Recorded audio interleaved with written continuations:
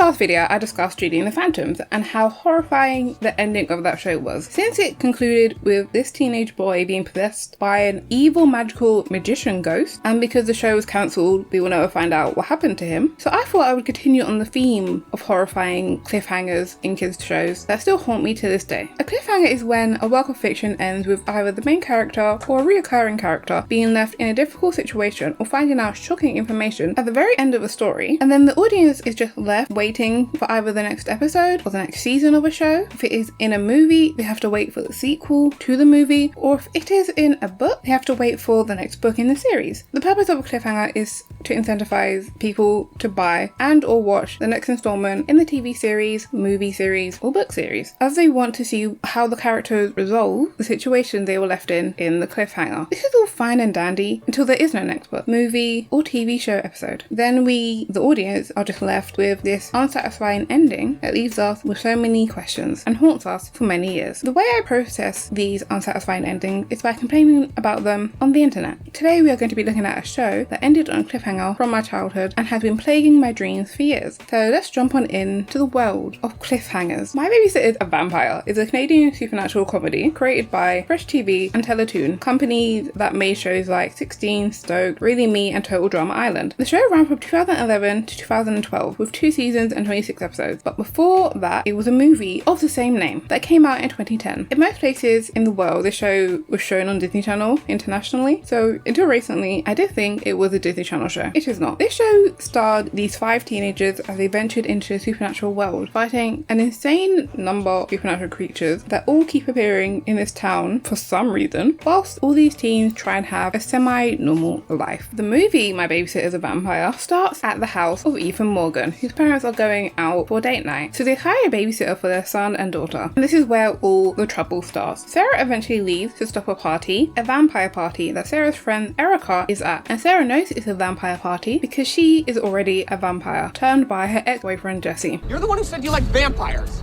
I never said I wanted to be one! Turns out Ethan, who was being babysat, and his best friend Benny followed Sarah and saw her feeding on a rat and figured out she is a vampire. And she informs them she is only a fledgling since she refuses to feed on humans. They all eventually get to the party and Sarah is too late. Her friend has been turned into a vampire. And also one of Ethan's and Benny's friends have been turned into a vampire. They end up battling Sarah, ex-boyfriend, who is the leader of the vampires in this town. His plan was to use this box that contained all the souls of the former vampires in the town, release them, and they could all possess the humans in the town, but he was ultimately stopped by Benny, Sarah, and Ethan. That is the premise of the entire movie. It's pretty much all over. Let's go to class. This is the start of the increased monster activity in Whitechapel, the place they all live. Now, 3 out of 5 of the main characters are vampires, but the other 2 are not mere mortals. Ethan is the main protagonist of the show, is a seer, meaning he has supernatural ability to see visions of the past, future, and present, and Ethan activates his ability through touch, which we first see when he touches Sarah and sees she's a vampire. Ethan's best friend is Benny. Benny is a spellmaster, which means he can perform magic spells masterfully. It's in the name, really. I do not know how this is different from a wizard or witch, but apparently it is. Benny often uses his powers for selfish reasons that often result in unfortunate situations for the group, such as when he tries to use his love spell on all the girls at school and then eventually they try to kill him. Benny's grandma also has magical abilities. She is an earth priestess, and for some reason she is always in Ethan's house. She just turns up in certain episodes for no reason. In her grandson's best friend's house, she's just there. Now back to talking about our vampires. Erica is the best friend of Sarah, and as I mentioned before, she got turned into a vampire at a party. Before she was turned, Erica was considered a socially awkward nerd who was obsessed with this Twilight parody they had called Dusk. I do always find it funny when shows try to convince us girls are ugly because she has a ponytail and glasses, but she took them off and now she's gorgeous. Like she was not conventionally attractive before. This girl is apparently meant to be hideous. After she gets bitten, she has a huge personality shift and becomes a bit self-centered and sometimes cruel, but she's still friends with Sarah. Unlike Erica, Rory, Ethan and Benny's friend, does not have a complete personality shift after being turned into a vampire. He still likes all the stuff he liked before. He dresses slightly differently, but I would say his physical transformation was not on the same level as Erica. Him and Erica are full vampires basically the entire time we see them, from the movie to the end of the series, but we mainly see Rory constantly using his vampire abilities. Erica doesn't use them as often. Sarah was a vampire from the very beginning, though she was only a fledgling, as she hoped that she would be able to cure herself and become human again. But after Ethan got poisoned, she had to suck the poison out of him, which led to her becoming a full vampire, which never made sense to me because Erica was right there when this happened and she was already a full vampire. So the summary of all the characters and their progression from the movie to the end of season 2. One thing I did notice, other than Ethan, Benny and Rory, I don't think we see Erica and Sarah's families at all. These girls are out all night sometimes and their parents apparently do not care about what they are doing. Great parenting over here. Throughout the series, the 5 of them have been fighting all manners of supernatural beings to protect their town, including, but not limited to, evil Girl Scouts, vampire blood drive nurses, mummies, ghosts, werewolves, and demon-possessed zombie pets that were entirely Benny's fault, by the way. But in their final episode, they battle their toughest foe yet. At the beginning of the episode, which is called The Day to End All Days, unsurprisingly, Ethan and Sarah are on their first date in Ethan's dream, so he becomes determined to ask her on a real date, in real life, especially because he bet Benny $100 that he could work up the courage to do so. They go to school and Rory informs them the Vampire Council wants to meet with them. Yeah, so the Vampire Council in this show, run by a girl who looks 12 but is like 300 years old. They get there and are informed someone broke into the archives of the Vampire Council and attacked a member, leaving them in a trance. So they order Ethan to figure out what happened using his seer abilities. Apparently he was taught for information about something called the Lucifractor. The council are done with him and dismiss him. Sarah heard that they were all summoned, but all was fine, so Ethan chose this moment for some reason to ask Sarah out on a date. Sarah, would you like to go to dinner with me tonight? What, like a date? No, not like that. Yes. Yeah. And Sarah says yes. Ethan later tells his friends he saw a strange symbol when he looked inside the vampire's head and debates cancelling the date to figure out what it is, but Benny and Rory assure him they will figure it out and he should go have fun with Sarah. For some reason, even though Ethan is no longer there, Benny and Rory are still in his house. They bump into Ethan's dad, who is looking at a map of insurance claims, because that's his job apparently, that are in the same shape as the symbol Ethan drew, and it turns out a bunch of supernatural incidences keep happening at these locations. Garage torn apart by trees. Driveway turned to lava. Benny and Rory go to the location at the center of all these incidences. What's this place in the center? Darkwood Hotel, oldest in town. Back in the 40s.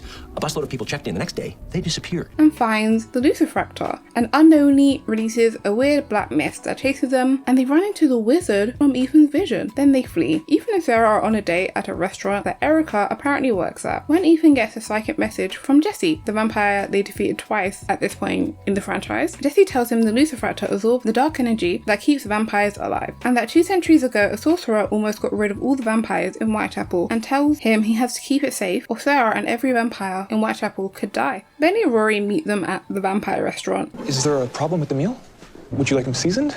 I think I'll take him to go, thanks. That Era tricked Ethan into going to on his date. There's 2 types of people in this world, eat-ers and eat-ees. She doesn't like Ethan, and he uses the Lucifractor to defeat the Mist Man that Benny and Rory brought with them, and it also knocks out all the vampires in the room. The date was kind of ruined. The next day, Benny and Ethan are fighting over the Lucifractor and are caught by the assistant principal who confiscates it. The boys assume it is safe in his office. Turns out the assistant principal is the evil wizard. Part 2 of the episode, and the boys are blissfully unaware they gave the Lucifractor to the person they were meant to be hiding it from. The Vampire Council found out the boys had the Lucifractor, probably from Ethan knocking out every vampire in the restaurant. The leader of the vampires tells the boys they have a day to get the Lucifractor back or they will storm the school. They try looking for the Lucifractor in the office of their vice principal, but they get caught. And Sarah and Ethan have this awkward interaction in the halls due to their date going badly. That was a mistake.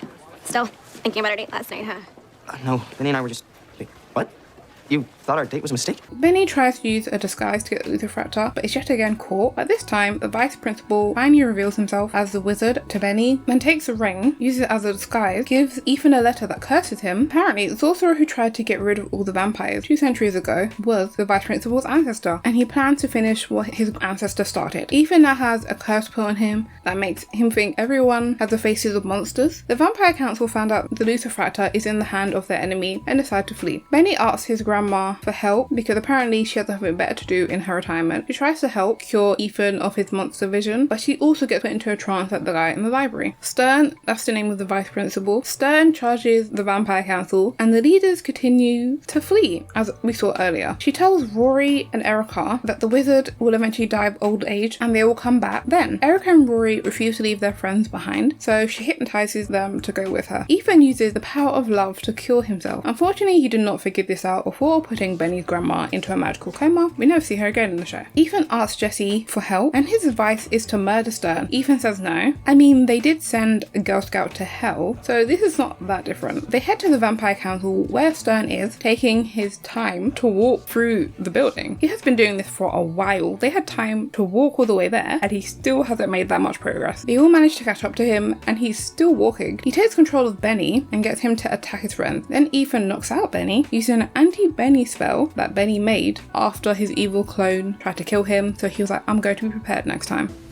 No, don't hurt me again, Grim. They then try and stop Stern. They fail, and the town is blown up in purple mist. That is how the show ends. No follow-up movie, no next season, just with the certainty that one of our main characters is most likely dead, rip Sarah, because that is what the Lucifractor does, kills vampires, and she was very close. It also killed Jesse, but we don't care about him. And who knows the fates of Ethan, Benny, and the rest of the townspeople? They could be dead too. It has been a decade, and I am still salty about this show not only being cancelled, but ending with almost everyone you watched over a movie and 2 seasons are either dead or seriously injured or brainwashed. It should be illegal to end on a cliffhanger like this if you're not sure you're going to get another season. I'm kidding, but I'm not. It's obvious they thought they were going to get another season or another movie. They did not, clearly. Google blames the Canadian government for the show being cancelled. I blame the universe for never wanting to see me happy watching TV shows, because they do this all the time. That's why I stopped watching new shows until they get like 3 seasons, because I'm tired of getting invested into shows and them getting cancelled on cliffhangers, and I just have to wonder what happened. What am I to do? Read fanfiction and hope that they tie it together. The world of cliffhangers has broken me. Stop ending shows like this. Did you watch My Babysitter with a Vampire? What do you think happened next? Tell me down below. Like and subscribe. Bye!